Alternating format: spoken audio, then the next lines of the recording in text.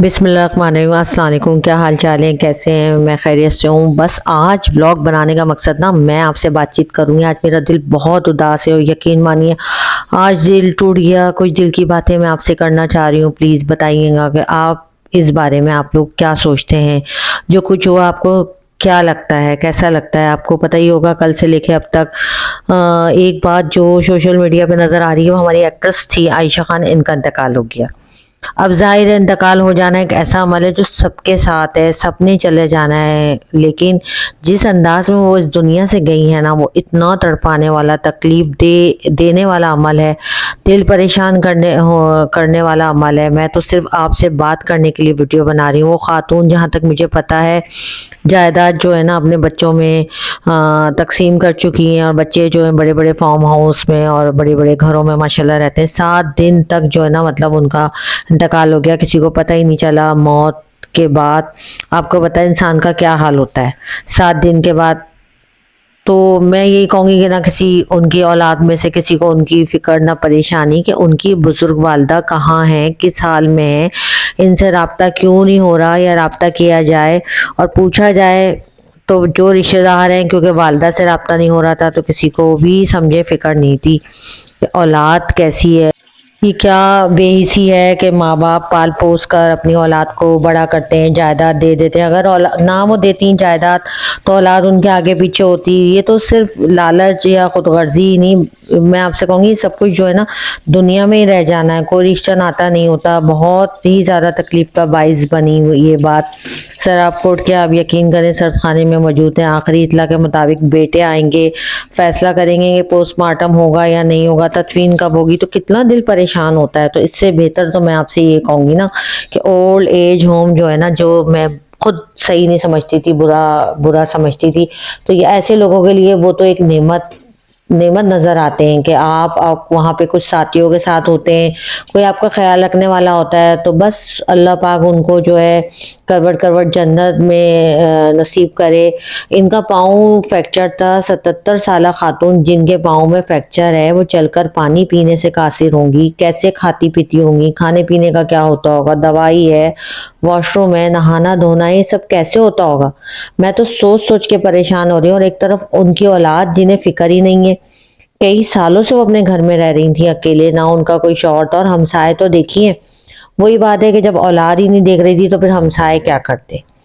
لیکن معاشرے کی بے حسی یہ ہے کہ جب کوئی شخص یا کوئی اذیت یا تکلیف میں ہوتا ہے تو کوئی بھی نہیں کسی کو دیکھتا آج کل کے دور میں، اور گھر سے بدبو آنے لگی۔ ظاہر ہے جب انسان اس دنیا سے چلا جاتا ہے تو اس کا جسم جو ہے نا گلنا سڑنا شروع ہو جاتا ہے، اور ہر انسان کے ساتھ یہ ہونا ہے، ہمارے ساتھ بھی ہونا ہے۔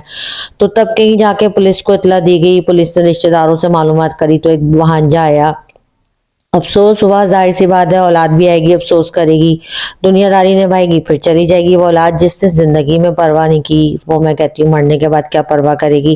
ان بیچاریوں کو تو کوئی پڑھنے والا بھی نہیں ہوگا۔ تو جیسے ہوتا ہے نا، لوگ اولاد کو آخری سہارا سمجھتے ہیں اور خوش ہوتے ہیں کہ بیٹا ہوا ہے، بازو بنے گا، کل کو سنبھالے گا، تو بھائی کس سے گلہ کرے بندہ۔ چلی گئی، ان کا کرب، ان کی دکھ تکلیف سب انہی کے ساتھ چلا گیا۔ لیکن کیا محسوس ہوگا ان کو آخری وقت میں سوچتی ہوں تنہائی میں، آخری وقت میں روئی ہوں گی، تڑپی ہوں گی، پریشان ہوئی ہوں گی۔ آپ کو پتہ ہے بیماری میں تو ویسے ہی کسی کا ساتھ ہونا بہت ضروری ہوتا ہے، لیکن رب کی ذات تو دیکھ رہی ہے، حساب تو ہوگا نا ہر بات کا۔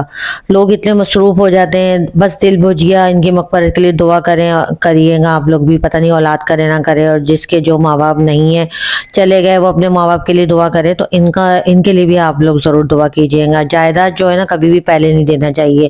والد ہے، والدہ بچوں کو سہارا دیتے ہیں، پالتے پوستے ہیں، اپنی جوانی اولادوں کو دے دیتے ہیں۔ اولاد جو ہے نا آخری وقت میں نا اپنے ماں باپ کو بے یار و مددگار چھوڑ دیتے ہیں۔ میں تو کہتی ہوں کیمرہ لگوانا چاہیے تھا ان کی اولاد کو، پل پل کی خبر رکھتے ہیں۔ آج کل تو آپ کو پتہ واٹس ایپ ہے، چلیں صبح میں میسج کر دے بندہ، دوپہر کو میسج کر دے، رات کو فون کریں، اور قریب ہی رہتے تھے تو پھر تو اولاد کو آنا چاہیے تھا، دیکھنا چاہیے تھا۔